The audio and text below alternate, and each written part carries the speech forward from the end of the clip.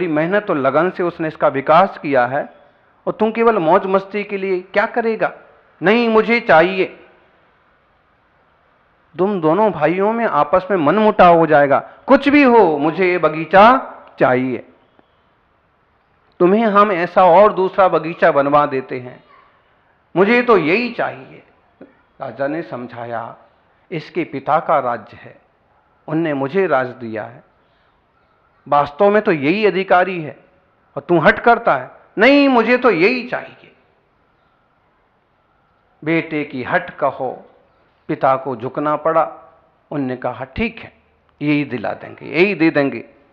और विश्वनंदी से पूछा नहीं। अब जब चालबाजों के चक्कर में पड़ते हैं तो दिमाग में कुछ चालबाजी ही पैदा होती, तो चाल ही की और कहा विश्वनंदी को, बेटे राज्य की सीमा पर कुछ आतंकवादी, कुछ आताताई, कुछ उपद्रवी पैदा हो गए हैं। जैसे भारत की सीमा पर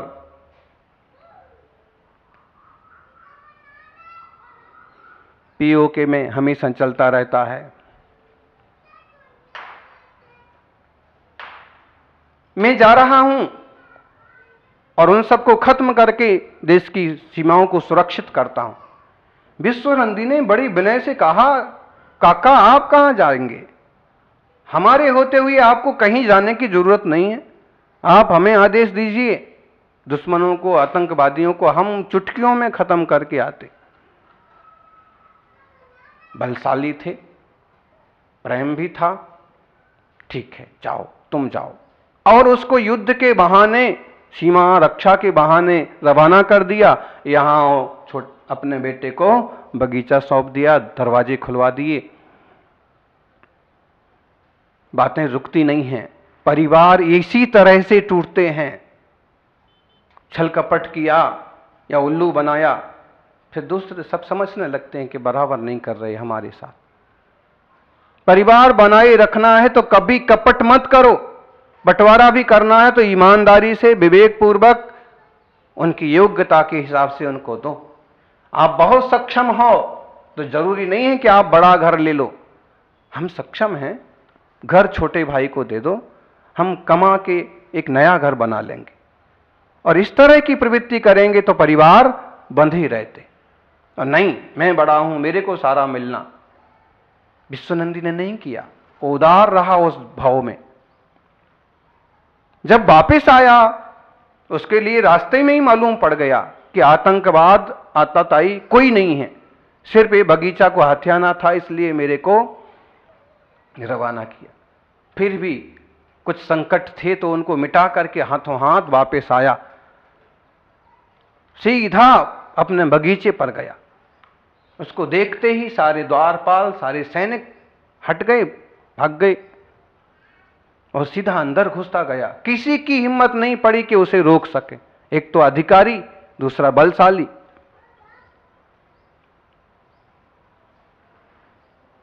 पिशाकनंदी ने देखा कि मेरी तरफ ही आ रहा है, समझ गया कि आंखों में रोष है, ये निश्चित मुझे पीटेगा। पीटने ही वाला था, वो भाग खड़ा हुआ। तो विश्वनंदी ने भी उसका पीछा किया। भागता किधर है? वो पेड़ पर चढ़ गया। उसने, विश्वनंदी ने पेड़ को ही जड़ से उखाड़ करके पटक दिया। उसकी ताकत देख करके घबरा करके फिर भागा, पत्थर के खंबे के पीछे छुप गया। उसकी पावर थी, उसने पत्थर का खंबा भी पटक दिया। वहां से भागा तो उसको भागते घिंघियाते देख करके विश्वनंदी ने कहा कि भागता क्यों है? अरे तू मेरा छोटा भाई है, लेकिन तू ऐसी चालाकी करता है ना, इसका मुझे गुस्सा है। अगर तू मांग लेता कि मुझे दे दो तो मैं दे देता। अब भागने से क्या होगा? जा, बगीचा तेरे को दिया, शांति से रहे, खुश रहे। और फिर खुद काका के पास आकर के जो उसका चिंतन चल रहा था कि कैसे कपट होते हैं दुनिया में, कैसे ही अपने कहलाने वाले अपना घात करते हैं, और फिर कैसे पिता ने दीक्षा ली और कैसे साधु जीवन होता है और कैसे आत्मा का कल्याण हो, इस तरह का चिंतन करते हुए इसने चाचा से कहा कि चाचा जी, काका जी, राज तो आप कर रहे हैं, मुझे यहाँ वैसे कोई काम भी नहीं है और मुझे भावना है कि पिता की तरह मैं भी आत्म कल्याण करूं, इसलिए मुझे आप दीक्षा की आज्ञा प्रदान कीजिए। वो सुन के देखते रह गए, उनके कान खड़े हो गए, क्योंकि वो राज कर रहे थे लेकिन उनका राज में इतना आसक्ति नहीं थी। उनकी भी भावना थी कि जैसे बड़े भाई दीक्षा लिए मैं भी लूं, लेकिन विश्वनंदी ने बस आज्ञा ली, वो तो चल दिया। अब उनसे बिल्कुल रहा नहीं गया। उनने भी अपने बेटे को फटकारा, राज तो उसी का था, तेरे छल कपट के कारण से, तेरे लालच के कारण से मुझे उसे खोना पड़ रहा, और अब तू संभाल राज, मैं भी आत्म कल्याण करूंगा। जब इतना प्यारा, तेरे से भी प्यारा भतीजा चला गया तो मैं भी जाता हूं, मुझे भी क्या रखा राजकाज में। वह युवा होते हुए दीक्षा ले सकता है तो मेरी तो उम्र पक गई। विशाख भूति इतना बेवकूफ कि उसने कुछ भी आग्रह नहीं किया कि नहीं नहीं आप रुको, उनको रोको, मैं क्षमा मांगता हूं। नहीं, उसका जो फैशन और जो व्यसन पड़ गया था, अच्छा है ये निकल जाएंगे तो कोई कंट्रोल नहीं रहेगा और फिर मस्ती से जो करना है सो करेंगे। लेकिन जहां बिना ब्रेक की गाड़ी होती है, कोई कंट्रोलर नहीं होता है, उसकी एक ना एक दिन दुर्दशा होती है। भाई भी निकल गया, पिता भी निकल गए, राजा बन तो गए लेकिन संभला कुछ नहीं। जरूरी नहीं कि आपको प्रमुख बना दिया जाए, अध्यक्ष बना दिया जाए, संघ का नायक बना दिया जाए तो आप उसको हैंडल कर ही लेंगे। उसके लिए जज्बा चाहिए, उसके लिए एक संरक्षक चाहिए, उसके लिए पुरखों के द्वारा प्राप्त हुई शिक्षा चाहिए। उसने कुछ भी नहीं पाया, राजा बन के बैठा, महीने 2 महीने भी नहीं टिका, शराब में, व्यसन में, वेश्याओं में डूब गया। मंत्रियों ने देखा कि ये तो सारी जनता को भी भ्रष्ट करे डाल रहा है, धन भ्रष्ट कर दिया है, उसको हाथों हाथ राज्य से निकाल दिया। योग्य व्यक्ति को राजा बनाया, कुछ नहीं रहा उसके हाथ में। अब कहां राजा था, अब दूसरे नगर के राजा के पास जाकर के उसकी नौकरी करने लगा। उसको भी मिल गया वैसा ही कोई राजा, उसकी दूतगिरी करने लगा, समाचार लाना ले जाना, कहीं रुकने के भी अवसर मिलते, वेश्याओं के घर रुकना, शराब खानों में पड़े रहना, ऐसा जीवन हो गया।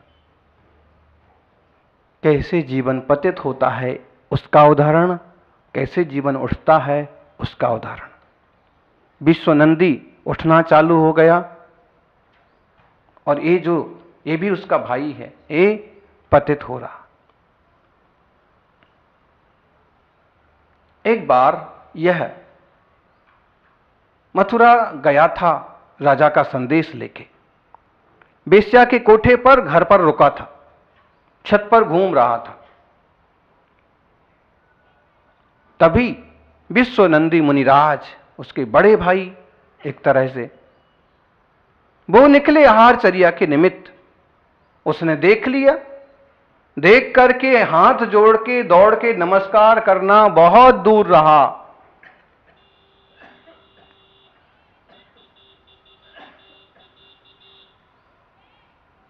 अभी तो कुछ मन ही मन खोट सोचने लगा। इतने में जैसे ही वह मुनिराज निकले तो नई ब्याही हुई गाय जिसका छोटा बच्चा था वो पास से निकली और पता नहीं उसे क्या सूझा, उसने मुनि महाराज को जोर का धक्का लगाया। महाराज जी वहीं गिर पड़े। 1-1 महीने के उपास करते थे, 2-2 महीने के उपास करते थे विश्वनंदी मुनिराज। उनको गिरा देख करके अब इसने जोर से ताली बजाई, जोर से ठट्ठा मारा। विश्वनंदी, कहां गई तुम्हारी वो ताकत जिससे तुम पत्थर का खंभा फोड़ देते थे, जिससे तुम पेड़ उखाड़ देते थे। विश्वनंदी मुनिराज ने ऊपर की तरफ नजर करके देखा दुमंजिले घर के ऊपर बेश्या के यहां से आवाज लगा रहा। कैसा भ्रष्ट हो गया ये, यहां इस दशा में पहुंच गया। वे और कुछ बोलते उसके पहले ही उसने और उनके लिए उलाहना दिया। एक गाय ने तुम्हें धक्का दिया और तुम धूल चाट गए। हा हा हा। मुनिराज को उसकी दशा पर भी दुख हुआ, लेकिन थोड़ा आक्रोश भी आया और उनके मुख से निकल गया कि तेरे मजाक का, तेरे व्यंग का, तेरे वचनों का दंड तुझे जरूर मिलेगा।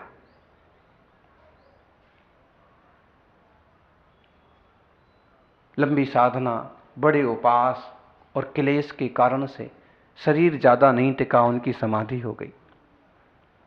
स्वर्ग में देव हुए वो।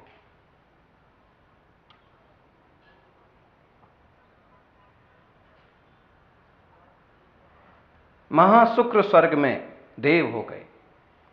ये भी किसी वेश्या ने जहर दे दिया, ये भी मर करके दुर्गति में चला गया। एक तरह से बैर की गांठ बंध गई। इसने तो पहले ही बांध ली थी बगीचा हत्या करके, लेकिन अब विश्वनंदी के मन में भी थोड़ी सी खोट आ गई कि तू, अरे मेरा मजाक उड़ाता, दिगंबर मुद्रा का मजाक उड़ाता है, तुझे जरूर इसका फल मिलेगा। और फल क्या मिला? नाना कुयोनियों में भटक करके विशाख भूति अलका नगरी के राजा विद्याधर राजा मयूर ग्रीव के नीलांजना नामक पत्नी से अश्वग्रीव नाम का बेटा हुआ। विशाख भूति, शराब पीने वाला हो गया। कुछ पुण्य का योग होता है तो अच्छा परिवार भी मिल जाता है। उसको अच्छा राजा का परिवार मिल गया, उसमें जन्म लिया। विद्याधर मतलब है रिद्धि यहां है, उसको ताकत है, विमान है। अश्वग्रीव नाम था। उसने 3 खंड पर विजय प्राप्त की और रावण की तरह उसका प्रभाव, उसकी शक्तियां, और रावण की तरह ही एक तरह से उसका आतंक। दूसरे जगह राजगृही में, पोदनपुर में, प्रजापति महाराज के जयावती नामक स्त्री से जो विशाख नंदी थे चाचा, वो विजय नाम के बलभद्र बने। विजय नाम था। और उसी प्रजापति राजा की मृगावती नाम की दूसरी स्त्री थी, उससे विश्वनंदी का जीव स्वर्ग से आकर के त्रिपृष्ठ नाम का नारायण बना। नारायण और बलभद्र दोनों भाई भाई, दोनों अपने पिता के राज्य में रहते, लेकिन बहुत शक्तिशाली थे। पिता ने उन्हें राज्यभार सौंपा। उधर अश्वग्रीव बहुत प्रतापी था और किसी न किसी तरह से राजाओं को अपने कंट्रोल में रखने के लिए दंडित करता था। इन लोगों को भी कभी कुछ दंडित करता तो ये लोग सुनते ही नहीं, टैक्स ही नहीं देते, उसकी बात ही नहीं मानते। एक बार 2 सुंदर नर्तकियां, नृत्यांगनाएं, नाचने वाली पोदनपुर आई।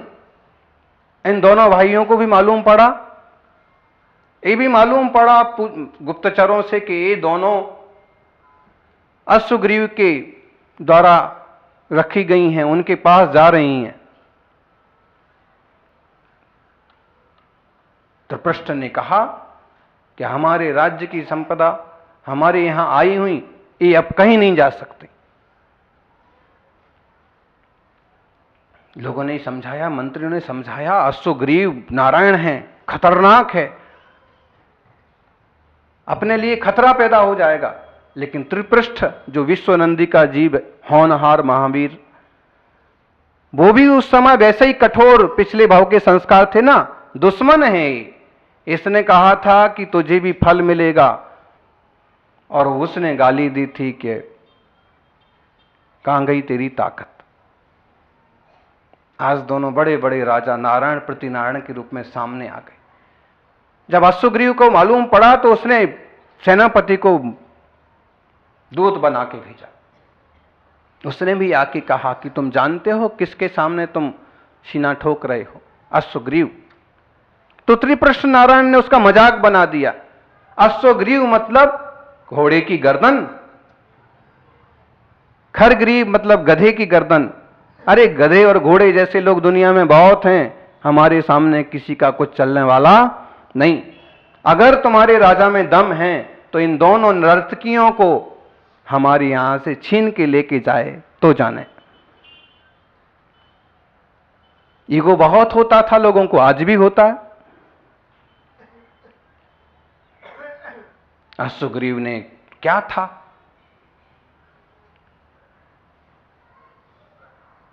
लोग अपने अहंकार के पीछे मरते हैं, मारते हैं, लड़ते हैं, लड़ाते हैं।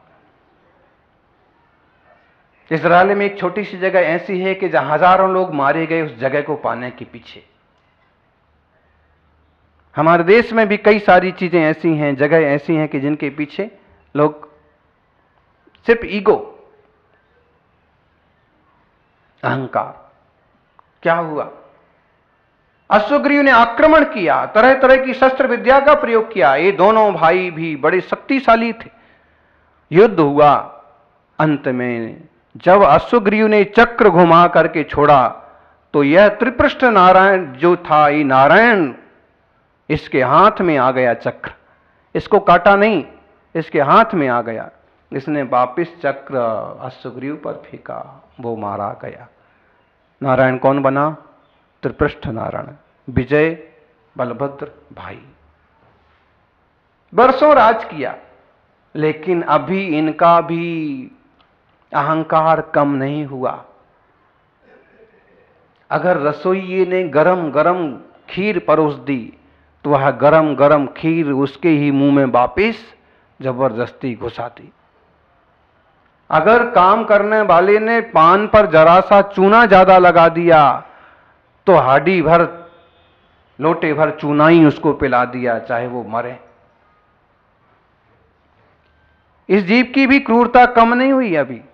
और सम्राट, परिणाम ये हुआ कि यह त्रिपृष्ठ का जीव उस भाव से मर के 7वें नरक में गया। कौन? ये महावीर स्वामी का जीव।